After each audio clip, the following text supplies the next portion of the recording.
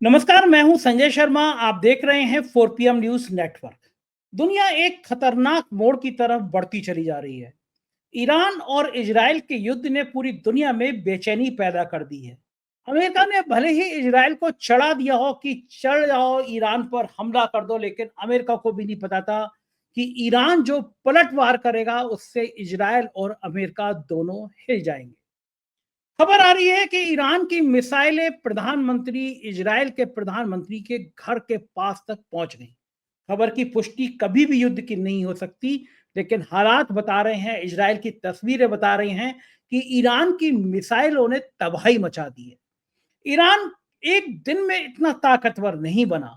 सालों से उसने अपनी मिसाइलों को, अपनी टेक्नोलॉजी को मजबूत किया है। अमेरिका जो दुनिया भर में अपने हथियार बेचने के लिए बदनाम है, वो हर मुल्क को इस तरह लड़ा के शांति दूत बनना चाहता है। जैसे ट्रंप ने कहा कि मैंने भारत और पाकिस्तान का युद्ध रुकवा दिया, वैसे ही बड़बोलापन वो ईरान और इजराइल के मसले पर कर रहे हैं। लेकिन ईरान ने कहा अब युद्ध रुकेगा तो उसकी शर्तों पर। ईरान की इस बढ़ती हुई ताकत ने पूरे क्षेत्र में एक अजब किस्म की बेचैनी पैदा कर दी है। दुनिया भर में इजराइल के प्रति गुस्सा बढ़ रहा है। जिस तरह गजा में हजारों लाखों लोग, बेगुनाह लोग मार दिए जा रहे हैं, गजा की जो तस्वीरें आ रही हैं, दूध मुए बच्चे दूध के अभाव में, खाने के अभाव में तड़प तड़प कर मर गए। दुनिया में लगता है मानवता कहीं बची नहीं है। क्या होगा इस युद्ध का अंजाम? क्या यह युद्ध तीसरे विश्व युद्ध की तरफ बढ़ेगा? इसके बारे में अभी कुछ कहा नहीं जा सकता, लेकिन हालात खतरनाक हैं। हमारे सहयोगी हैं राशिद जहीर।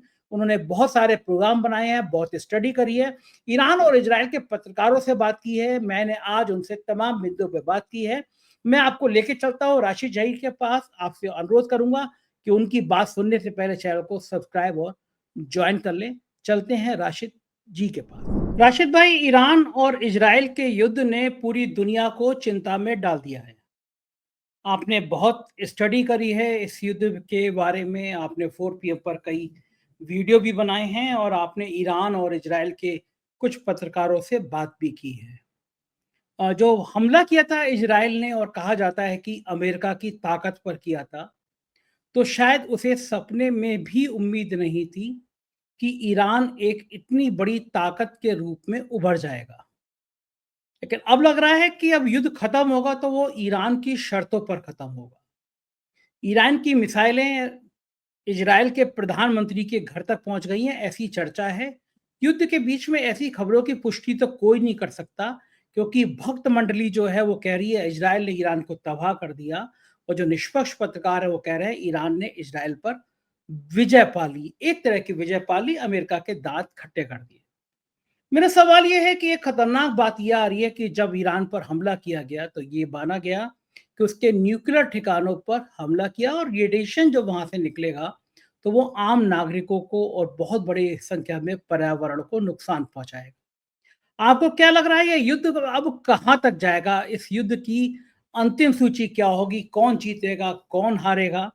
और इजराइल ने ये हमला आखिर क्यों किया? क्योंकि अगर वो ये कह रहा है कि ईरान न्यूक्लियर पावर बन रहा था, एटम बम बना रहा था, तो इस तरह के आरोप इराक पर भी लगे थे। अमेरिका ने कहा इराक इराक खतरनाक रासायनिक हथियार बना रहा है, और लाखों लोग जब मर गए इराक में तो पता चला ये बात झूठी थी, वहां के तेल पर कब्जा करना था। इस युद्ध को आप क्या नजरिए से देखते हैं? आपने जो स्टडी करी है वो क्या बताती है कि ईरान की इतनी ताकत को आंकने में क्या इजराइल चूक गया, और अब क्या होने वाला है? राशिद जी। संजय भाई, ईरान के बारे में वाकई इसमें कोई दो राय नहीं कि जो आप कह रहे हैं बिल्कुल ठीक है कि जो अंदाजा किया गया था, मुझे खुद भी उसकी फजाइया यानी कि एयर एयर ताकत पर आज भी शक है। लेकिन वो जान गया था कि ये आने वाले वक्त की जो लड़ाइयां हैं, जो भारत नहीं जान पाया अभी तक, मोदी जी नहीं जान पाए, वो लड़ाई मिसाइल्स और ड्रोन्स की है। रशिया और यूक्रेन की जो लड़ाई होती रही, पूरी दुनिया जानती है कि ईरान ने अपने बनाए हुए ड्रोन्स रशिया को दिए, और उसकी एक शर्त हुआ करती थी रशिया से कि जितने भी आपके पास अमरीकी जो भी आप जहाज गिराते हैं, ड्रोन्स गिराते हैं, वो आप मलबा हमें दे दीजिएगा ताकि हम उससे कुछ सीख करके नई चीज बना सकें। तो पूरी दुनिया में ड्रोन्स बनाने में ईरान ने, जहां टर्की और इसराइल का नाम है, वहां ईरान का भी नाम है। अब दूसरी बात यह है कि ईरान के जो जराए हैं, जैसे प्रेस टीवी है, स्टेट उनका टीवी है, उस पर अभी थोड़ी देर पहले इसराइल ने बमबारी कर दी कि वो प्रोपेगेंडा फैला रहा है। टाइम्स ऑफ इसराइल पर अगर आप नजर मारते हैं तो वहां उसका डिस्ट्रक्शन नजर नहीं आता, वो भी अपनी फतेह बताता है। यरूशलेम पोस्ट।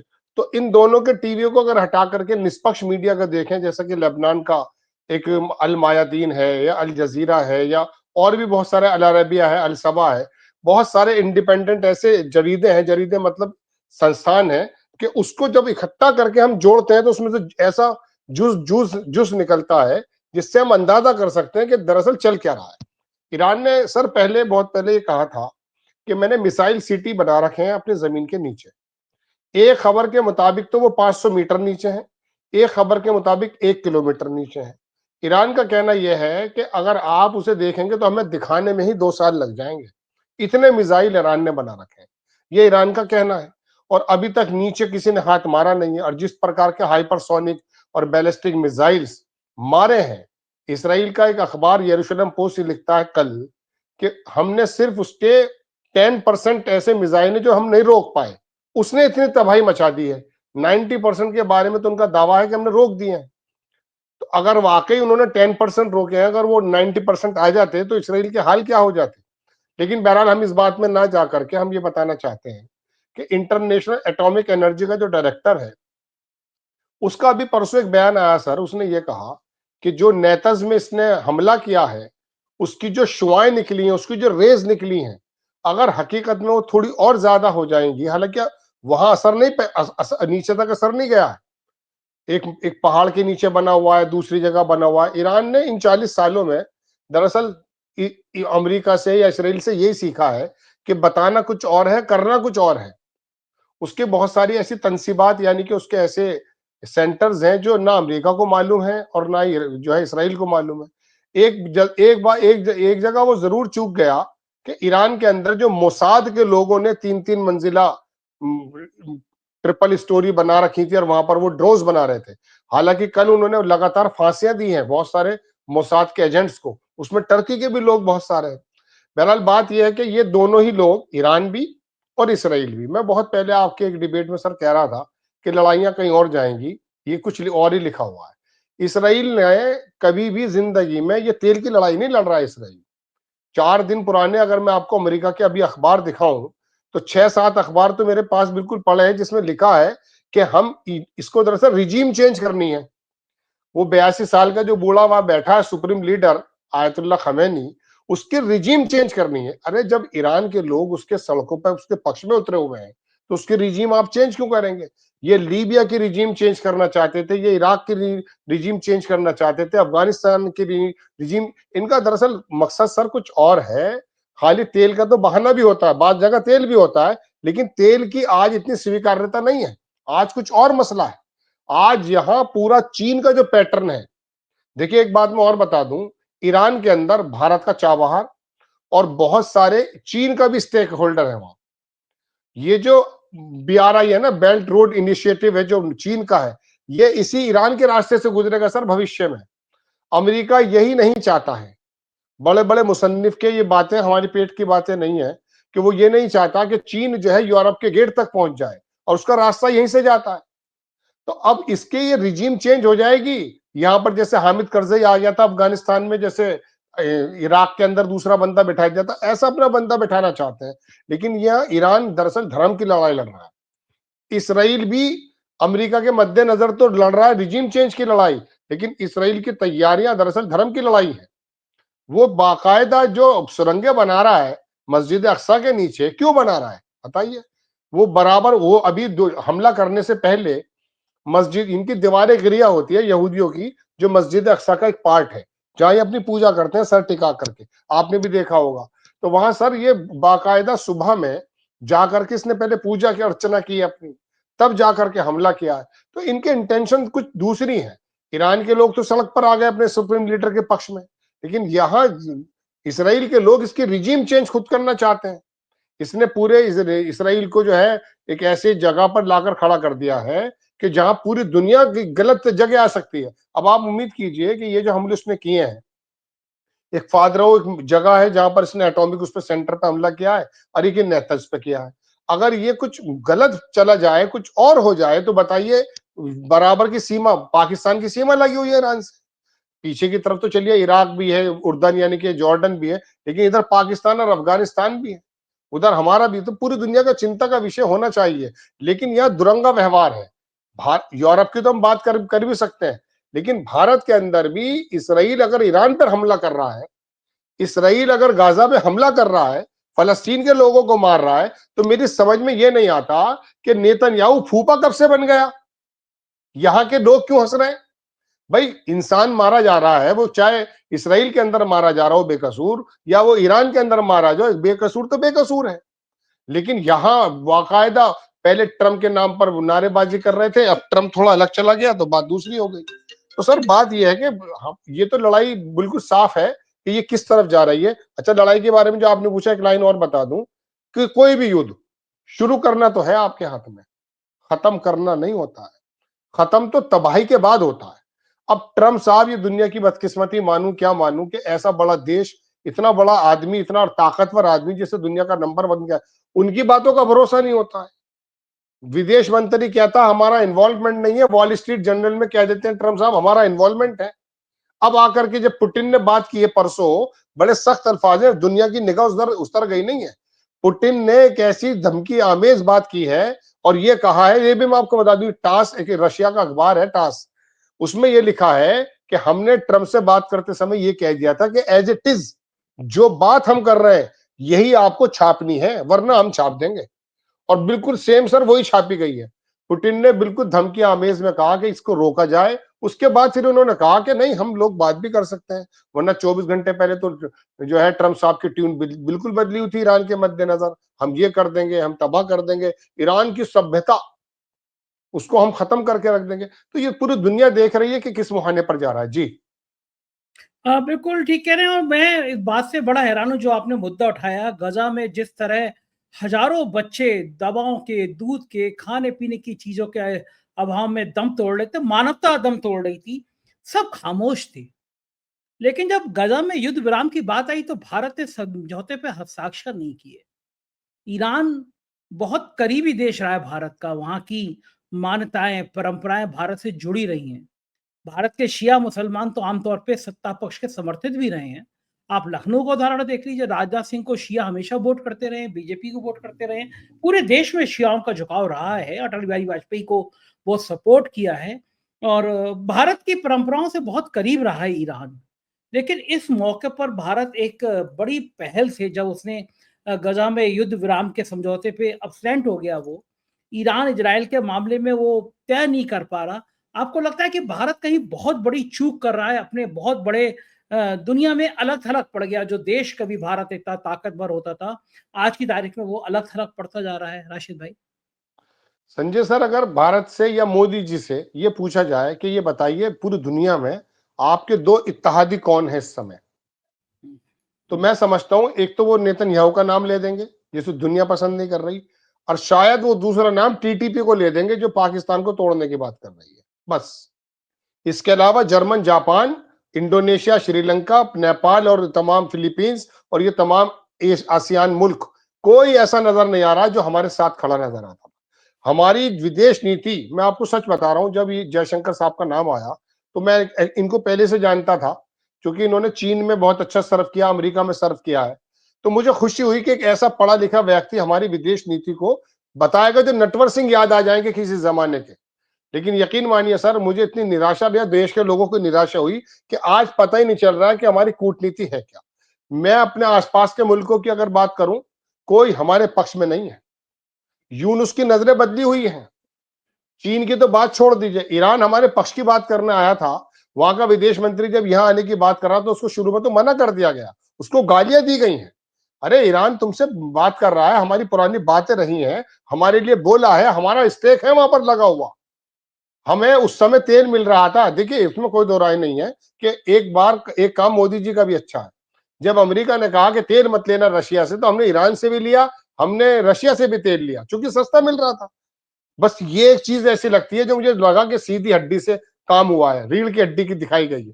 इसके अलावा पूरी दुनिया के अंदर अगर आप देखेंगे तो कूटनीति के मद्देनजर हमारी विदेश नीतियां ऐसी हो चुकी हैं कि अभी शंघाई कॉपरेशन के अंदर सर बाहर हो गए यूएनओ के अंदर से। अरे क्या पूरी दुनिया एक तरफ है, 193 मुल्कों में 149 मुल्क जिस बात को कह रहे हैं, क्या हम कह नहीं सकते? हमने वो वाली बात भी तो कही थी जब पूरी दुनिया ये चाह रही थी कि यूक्रेन के हम पक्ष में बात करें, लेकिन अकलमंदी दिखाते हुए, कूटनीति दिखाते हुए मोदी जी ने क्या शानदार बात कही कि युद्ध का टाइम नहीं, बुद्ध का टाइम है। अरे ऐसी बात आप अब भी कह सकते थे, लेकिन आपको लगा अमेरिका नाराज ना हो जाए, शंघाई कॉपरेशन से लेकिन आप बार बार। लेकिन लेकिन उस वाले मामले में भी वो यूक्रेन में जाके जेलेंस्की से गले मिल लिए और बाद में रूस से भी नाराज कर बैठे। ना माया मिली और ना राम, ना रूस हाँ, खुश हुआ शुरू में और ना यूक्रेन, बाद ना में ऐसा भी रूस हुआ जो आप हुआ, कह रहे हैं, सही बात है। ना यूक्रेन में हुआ। असल में ये जो ढुलमुल नीति है ना, मुझे लगता है राशिद भाई, ये भारत की ढुलमुल नीति भारत को बहुत नुकसान पहुंचा रही है। पाकिस्तान के साथ जो झड़पें हुई, उससे पाकिस्तान की ताकत को के संग में कौन कौन देश खड़ा हुआ, ये किसी से छुपा है क्या? चीन, टर्की जैसे देश खुल के आ गए। रशिया ने, हमारा हमेशा दोस्त था, उसने पाकिस्तान के साथ जाके बड़ा व्यापारिक समझौता कर लिया झड़प के बाद। अमेरिका ने उनको एक बहुत बड़ी मदद, करोड़ों अरबों रुपए की मदद दे दी। हमारे साथ कौन था? हमारे साथ तो इजराइल भी खुल के ये नहीं कह पाया कि हम भारत के साथ हैं। हम भले ही आज वो न्यूट्रल होके बैठ रहे हो, हमारे साथ कौन था? तो ये कहीं ना कहीं मोदी जी का जो 56 इंच का सीना था वो केवल दिखावटी हो गया। आप तो सोचो ना, आप जिस पाकिस्तान के युद्ध की बात कर रहे हो, पहलगाम में 4 आतंकियों ने आके हमारे घर में घुस के हमारे बेगुनाह मार दिया। सऊदी का दौरा छोड़ के आए प्रधानमंत्री जी, सीधा, हमको लगा कश्मीर जाएंगे, वो सीधा बिहार पहुंच गए। बिहार रैली में उन्होंने शाहरुख खान स्टाइल में भाषण देना शुरू कर दिया। हम उन 4 आतंकियों को ऐसा सबक सिखाएंगे, उनके साथ पीढ़े याद करेंगी। भाषण देने में तो अपने प्रधानमंत्री का कोई सैनी सानी नहीं है। मेरे ख्याल से एक्टिंग में अमिताभ बच्चन और शाहरुख खान भी उनसे एक्टिंग सीख सकते हैं। और लेकिन आज वो 4 आतंकी कहाँ हैं, कोई पूछने वाला नहीं है। उन्हें आसमान निगल गया, धरती खा गई, कहाँ चले गए, कोई जिक्र ही नहीं कर रहा। जिन आतंकियों के जरिए में पाकिस्तान और मजबूत हो गया हमारी झड़पों के बाद, उन आतंकियों को नाम लेवा नहीं है। भारत की स्थितियां ये हो रही है, एक के बाद एक दुर्घटनाएं। उत्तराखंड में 5 हेलीकॉप्टर 39 दिन में क्रैश हो गए। एयर इंडिया में एक फ्लाइट कैंसिल हो गई। परसों रात को लखनऊ से मुंबई एयर फ्लाइट जा रही थी इंडिगो की, टेक्निकल प्रॉब्लम आ गई। सऊदी का एक जहाज उतरा, उसके पहियों में आग लग गई। मतलब पूरा देश अस्त व्यस्त हुआ पड़ा। प्रधानमंत्री जी साइप्रस घूम रहे हैं। लेकिन क्या हमारी विदेश नीति इतनी कमजोर हो चली है कि हम ईरान और इजराइल के मसले पर खुलकर बात नहीं कर पा रहे हैं? हम ये चाह रहे हैं कि ईरान भी खुश हो जाए और इजराइल भी खुश हो जाए, और ऐसी नीति रखने से क्या दोनों देश हमारे साथ खुश रहेंगे?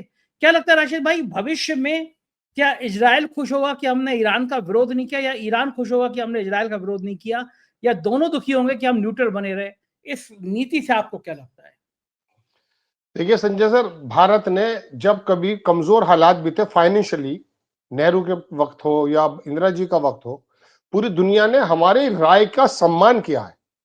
मैं आपको दर्जनों या आधा दर्जन तो ऐसे मौके बता सकता हूं कि जब यासर अराफात के मामले में, गुटनिरपेक्षता के मामले में भारत ने अलग चीज नजर दिखाई, तो दुनिया ने कहा कि यार ये जब राइट और लेफ्ट की बात होती है, ये बीच का रास्ता इख्तियार करते हैं और दुनिया को रास्ता देने की बात करते हैं। यहां तो जिसके लिए चाटुकारिता की गई वही अपने पक्ष में नहीं आया। रोजाना सुबह को उठकर एक बम छोड़ देता है ट्रंप, एप्पल के मालिक से कहता कारखाना मत लगा, पाकिस्तान को आईएमएफ से पैसे दिला देता है, दुनिया भर के, रशिया जो है और वर्ल्ड बैंक जो है $40 बिलियन का इन्वेस्टमेंट करने की बात कर रहा है। पाकिस्तान की रिजीम को मैं इतनी घटिया रिजीम मानता हूं आज भी, लेकिन उनकी सिफारतकारी, उनकी विदेश नीति, मैं यहां बैठकर कह रहा हूं आपसे बात, हो सकता है बहुत लोगों को बुरी लग जाए, लेकिन मैं बता ही रहा हूं आपको कि वो फकिट्टा मुल्क जिसके बारे में आप ये पूरी गोदी मीडिया के चैनल 800 रुपए का आटा बता रहे थे, 800 रुपए किलो का आटा, पानी नहीं है, मर गया, कपड़े नहीं है, उसने पूरी दुनिया के अंदर दिखाया है। अजरबैजान क्यों उसके तरफ आया? क्योंकि आप आर्मीनिया का पक्ष ले रहे थे उस वक्त में जब कोविड में लड़ाई चल रही थी। आपको मालूम नहीं है कि आपको क्या काम करना है? यूनुस को बुला करके अपने प्राइवेट जहाज में शी जिनपिंग बुलाते हैं और बुलाने के बाद कहते हैं कि आपको यह काम करना है, और उसने कहा वे ऑफ बंगाल मेरे कब्जे में है। सिलीगुड़ी कॉरिडोर के बारे में जो बात कहकर आया, आपका बंगाल, आपका जो है श्रीलंका, नेपाल, पाकिस्तान, ईरान, ये मैंने अभी आपको शुरुआत में कहा, कोई मुल्क आप उंगली नहीं रख सकते हैं कि जिसमें आप ये कह दें कि साहब ये हमारे पक्ष का आदमी है, हमारे पक्ष में बोलेगा। और पाकिस्तान ने साध लिया सबको। देखिए तो सही कैसे वक्त में वो चीन को साध रहा। अच्छा, अमेरिका से उसकी क्या बिगड़ी हुई है बात? एक हाथ में उसने चीन के वो फाइटर प्लेन ले रहा है, दूसरी तरफ वो अमेरिका से पैसे ले रहा है। अरे सिफारतकारी तो इसको कहते हैं। इसमें तो सीखने की जरूरत है ना कि वो आदमी दो ताकतें जो अलग अलग ताकतें हैं उनको बिल्कुल अपने हाथों में रखे बैठा है। अमेरिका के पाकिस्तान के बारे में क्या कहा ट्रंप ने सर, कि ग्रेट लीडर है, ग्रेट नेशन है। अरे कब से ग्रेट नेशन हो गया भाई? 47 के बाद का पैदा हुआ, तुझे ग्रेट नेशन नजर आ रहा है? 1500 साल की सभ्यता नजर आ रही है। कहने का मतलब ये कि हमारे लोग तो कहने वाले भी नहीं है। अब अगर ट्रंप ने G7 में ये कह दिया सर कि मैंने कराया, वो कल भी क्या कर गया है, पुतिन के बाद में भी 13वीं मर्तबा कहा उसने। उसने कह दिया मैंने अगर कराया सीज फायर तो क्या करेंगे आप? जेलेंस्की हार तो जरूर गया, लेकिन in front of the Trump जब उन्हें जेडी वेंस के परखच्चे उड़ा दिए, पूरी दुनिया ने देखा ना इसको। वो फखर के साथ शहीद हो रहा है, जैसा भी माना जा सकता है। कहने का मतलब सर ये है कि आपका 56 इंच का सीना कहां है। दूसरी बात यह है कि ईरान और इसराइल का जो युद्ध है ना, देखिए मैं तो आपको शुरू से बता रहा हूं, अफगानिस्तान का मसला जब हल हुआ, हम कहां थे? उस टेबल पे हम बैठे थे क्या? अफगानिस्तान पाकिस्तान बैठा, रशिया, चलिए हम कह देते हैं पाकिस्तान तो पड़ोसी है, पर रशिया क्यों बैठा था वहां पर? हमें क्यों नहीं बुलाया जा रहा था? हम भी कतर के अंदर उसके अंदर बैठ सकते थे वहां। उस फैसले में 50 फैसले हुए हमारे रीजन के, हम उन फैसलों में कहां बैठते हैं बताइए? आप सीधे कभी डायमंड लेके चले जाते हैं, कभी आप ट्रंप की सरकार बनवा देते हैं, कभी ट्रंप कहता है कि मेरा फ्रेंड आ रहा, आप उसके पास जाते नहीं है। ये तरीका क्या है? मतलब कूटनीति समझिए तो सही, विदेश में नीति के बारे में जरा सोच। जो विदेश नीति होती है ना सर, वो देश की नीति होती है। बड़े बड़े लोगों का यही कहना है। लेकिन आपको ये, आप साइप्रस गए, जरा मुझे बताइए, 9.5 लाख आदमी है वहां, 135 बिलियन डॉलर की उसकी इकोनॉमी है, उसके अंदर कोई कारखाना नहीं है, कोई फैक्ट्री नहीं है। वहां पर आप डायस्पोरा को संबोधित करने गए थे, वो गले के अंदर जो पहन के आए हो वही करने गए थे। अच्छा क्रोएशिया क्यों गए? और क्रोएशिया के बारे में सर क्या कह रहे हैं कि पहली बार भारत का कोई प्रधानमंत्री वहां जा रहा है। अरे 91 में बना है भाई क्रोएशिया, युगोस्लाविया से कट करके। आपका क्या ताल्लुक है? युगोस्लाविया में पहले जा चुके हैं भारत के प्रधानमंत्री भी और दूसरे लोग भी। आप बता रहे नया का, अच्छा चलिए वहां क्यों जा रहे हैं आप? उसमें क्या रखा है? यूरोप के अंदर भी क्रोएशिया की कोई पोजीशन नहीं है, एक आध बार वो सेमीफाइनल में फुटबॉल के आया है दोनों। अच्छा इसी बीच क्या हो रहा है? मैंने प्रोग्राम बनाया सर दोपहर में आज, उसके अंदर शी जिनपिंग कहाँ जा रहे हैं? वो कजाकिस्तान और ये 6-7 मुल्क जो सेंट्रल एशिया के हैं यहां पर जा रहे हैं, चूंकि $40 बिलियन का पिछले 5 महीने में कारोबार किया उन्होंने वहां पर। तो आप तो ये, वो तो आदमी अपने कारोबार करने जा रहा है शी जिनपिंग, छोटे छोटे मुल्कों से बातें कर रहा है, अपने प्राइवेट जहाज भेज के यूनुस को बुला रहा है। और वहां पर अभी उसने अफगानिस्तान के लोगों को बुलाया, पाकिस्तान के लोगों को मिला करके बात करी, जो कन्फ्लिक्ट था वो खत्म करा दिया। आप ये देखिए कि चीन, शी जिनपिंग बोलते नहीं है, लेकिन उनको सुनती है पूरी दुनिया बिना बोले। सऊदी अरेबिया और ईरान, दो धड़े उस आदमी ने मिलाकर रख दिया। बताइए क्या क्या टर्की और वो मिल रहे हैं। आपको कानो कान भी खबर नहीं हो रही, विश्व गुरु बने फिर रहे हैं आप। विश्व गुरु आप नागपुर में बन जाइए। लेकिन बहरहाल बात यह है कि जब दुनिया में 140 करोड़ लोगों के देश की एक प्रतिनिधित्व करने की कोई बारी आती है, तो उस समय तो सिफारतकारी के आयाम गाड़ दिए जाते हैं। छोटे छोटे से मुल्क, बताइए कतर की कोई पोजीशन है? छोटा सा मुल्क पूरी दुनिया के अंदर सिफारतकारी कर रहा है, पूरे मिडिल ईस्ट का बना हुआ है। यूएई, अभी बताइए रशिया की और यूक्रेन की लड़ाई हो रही है, 6-6 हजार शव, 1-1 हजार यरगमाली, 1-1 हजार सैनिक आपस में वो जो है ट्रांसफर करा रहा है। कौन? यूएई। यूएई करा रहा है। और आप क्या कर रहे हैं? आपका रशिया और हमारा, रशिया तो हमेशा हमेशा से दोस्त रहा। देखिए जानबूझ के अपने दोस्तों को हमने खोया है सिर्फ ट्रंप की वजह से। और अमेरिका का रिकॉर्ड रहा है कि किसी के काम नहीं आया है। आपके पड़ोसी देखिए, अटल बिहारी वाजपेयी कहा करते थे ना कि दोस्त आप अपनी मर्जी से बना सकते हैं, लेकिन पड़ोसी नहीं बना सकते मर्जी से अपनी। आप अपने पड़ो मैं पाकिस्तान को यही आइसोलेट किया जा सकता था। आप जरा थोड़ा काम तो करके देखिए, करके दिखाया है। बांग्लादेश में सर मैं एक बात और कह देता हूं, बांग्लादेश में जब ये दो टुकड़े हुए हैं पाकिस्तान के, तो आप क्या समझ रहे हैं कि हमारी सेना ने कर दिए जाकर के? हाँ, सेना ने किए, लेकिन 6 महीने पहले वहां पर मुक्ति वाहिनी चल रही थी, उसको हमने जो है पूरी तरह से प्रवोक किया है। आप क्या कर रहे हैं? हमारे यहां मणिपुर जाने का समय आपको नहीं है, मैते कूके अलग हो गए। मैं आपको अगर प्रदेश वाइज बताऊं ना सर, अगर हकीकत में गौर करने पर आ जाए और देश का ये गोदी मीडिया सिर्फ 2 महीने ये खबरें चला दे कि हर एक शहर में, हर एक सूबे में इन लोगों ने काम क्या कर दिया है। हमारा एक नेता था, मैं उसका नाम नहीं बताऊंगा, समाजवादी का है, मंत्री भी रहा है। वो सर करता क्या है कि वो दो दो टुकड़े करा देता है, लेकिन उसकी अकलमंदी यह है कि एक टुकड़े के साथ खुद होता है, एक टुकड़े के साथ अपने बेटे को करा देता है वो। तो कहने का मतलब यह है कि आपने उत्तर प्रदेश में यादव गैर यादव कर दिया, आपने हरियाणा में जाट गैर जाटव कर दिया, आप पंजाब में जाते हैं, आप मणिपुर में जाते हैं, आप महाराष्ट्र में जाते हैं, मैं आपको गिनती बता सकता हूं कि जो समुदाय को आप अलग कर रहे हैं। हम तो हिंदू मुस्लिम अलग समझ रहे थे। खैर, मैं फिर वहीं आ जाता हूं कि ईरान के बारे में आप ये समझिए कि ईरान, आप स्ट्रेट बात तो कर सकते थे ना। अब अगर वहां पर मिसाल के तौर पे अभी G7 की बात चल रही है, ये मुद्दा भी, पुतिन जैसा आदमी जो एक जमाने से 4 साल हो जाएंगे लगभग लगभग लड़ाई में, उसके एक फोन से ट्रम्प की टोन बदल जाती है सर। आप उसके ट्रम्प के जो उसके ट्रुथ जो उसका प्लेटफॉर्म है, पहले का उठाकर देख लीजिए और आज का कल का उठाकर देख लीजिए, जमीन आसमान का फर्क है। उसने वाकई ईरान से फिर बात शुरू कर दी है कि आपको इसमें जो है फैसला होना चाहिए। अब फैसला अगर करने की बात है तो आप भी तो दिखाइए ना अपनी कुछ रीढ़ की हड्डी। आप जो है कभी शपथ क्या कहते हैं वो शपथ समारोह में आपके लिए इनविटेशन चाहिए। भाई ऐसी जगह देखिए, मैं सर एक बात कहता हूँ, अभी एक अफ्रीका का एक नेता उभरा है, उसका नाम है इब्राहिम तुरारे। मैं बल्कि प्रोग्राम भी बनाऊंगा। वो जरा सा आदमी, उसका बाप कभी सोने की खान में काम करता था, सोने की खान में मरा।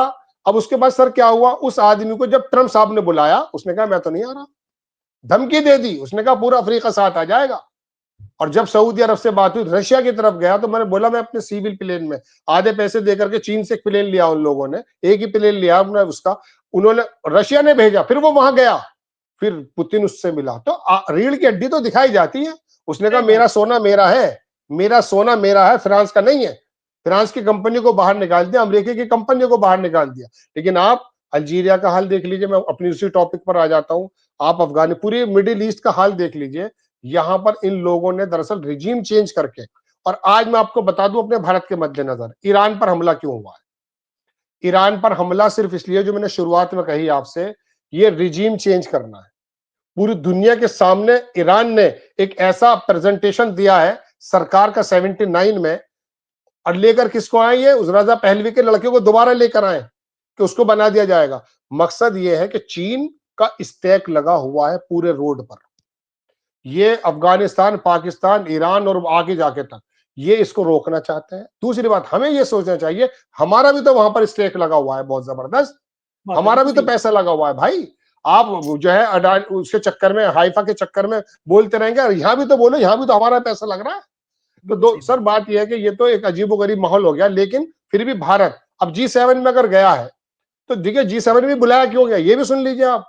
हमारे भारत के लोग, ये आरएसएस के लोग ये समझ रहे हैं कि बड़ी इज्जतें मिल गई हैं। वहां टेबल पे मशवरा हुआ है, उन्होंने कहा भाई हम इनको नेगलेक्ट नहीं कर सकते, इनकी चौथी पांचवें नंबर की अर्थव्यवस्था है, अगर यही शामिल नहीं होंगे दुनिया के 5-4 मुल्कों में, तो फिर हम जवाब किसको देंगे। और शुक्र ये मानिए कि वहां पर एक, मैं बताना नहीं चाहता हूं, वहां की मैंने खबरें भी नहीं बनाई हैं, क्योंकि खबरें बनाना भी तो मैटर है। आज मैं खबर बना दूं आपसे कि ऑस्ट्रेलिया में या कनाडा के अखबार में ये लिखा हुआ है कि मोदी, देखिए मैं बहुत बड़ी बात कह रहा हूं, मोदी जी का अगर किसी ने हाथ पकड़ लिया वहां पर, क्योंकि आपके डोवाल साहब तो जान ही रहे हैं, रशिया S-400 लेने नहीं गई है, अमेरिका तो छोड़ दीजिए, रशिया भी नहीं गए डोवाल साहब खरीदने, वो लेने डिलीवरी 5 का ऑर्डर था हमारा। वहां पर अगर किसी ने कुछ कह दिया कि साहब आपके वहां पे मुजाहरे तो हो रहे हैं, ट्रम्प मतलब पुतिन जैसा आदमी भी कई जगह इसलिए नहीं जा रहा कि गिरफ्तार हो जाएगा। कहने का मतलब यह है कि वहां पर निज्जर का मतलब नो सीखिए मामले, और फिर उस पर सीना पीटते हैं, हम घर में घुस के मारना सीख गए। अरे शी जिनपिंग से सीखो कुछ, और पुतिन से सीखो कुछ, जब बोलते हैं तो दुनिया सुनती है। जी सर। बिल्कुल ठीक बात है, यही हालात हैं और हालात दिन पर दिन विषम होते जा रहे हैं। हम तो यही कामना करेंगे कि दुनिया अब युद्ध की तरफ नहीं, बुद्ध की तरफ देखे। बहुत बहुत शुक्रिया राशिद भाई, आपने समय दिया, थैंक यू। सुना आपने, ये थे राशिद जहीर। तार्किक दृष्टि से बात कर रहे तो कह रहे थे कि अमेरिका बस सिर्फ ये चाहता है कि देश का शासक उसकी मर्जी का हो, उसके इशारों पर चलने वाला हो। लेकिन अब दुनिया पलट के अमेरिका को जवाब दे रही है। हर कोई भारत की तरह नहीं होता जो अपनी बेइज्जती पर खामोश बैठा है। उसके नागरिकों को हथकड़ी और बेड़ी लगा के वापस किया जा रहा है, पर भारत कुछ नहीं कह पा रहा। क्या होगा अंजाम कहना मुश्किल है, लेकिन हम फिर कहेंगे कि दुनिया को अब युद्ध की नहीं, बुद्ध की जरूरत है। आप क्या सोचते हैं इस बारे में, कमेंट जरूर कीजिएगा। शुक्रिया, थैंक यू।